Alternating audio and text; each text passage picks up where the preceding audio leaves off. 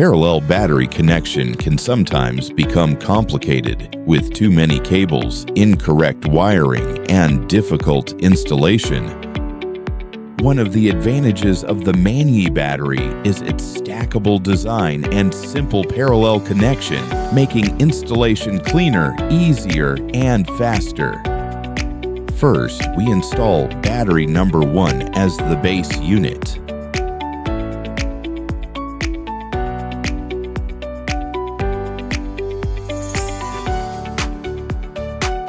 Then, simply place battery number 2 on top.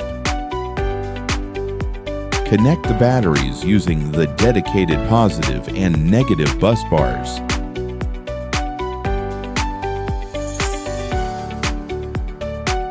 Then connect the BMS communication wiring between the batteries. Now, our 2 batteries are connected in parallel, clean, compact, and ready for configuration. Need more capacity?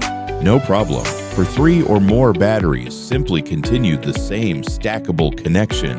Add the next battery and extend the positive and negative bus bar connections. Then continue the BMS communication connection from one battery to the next.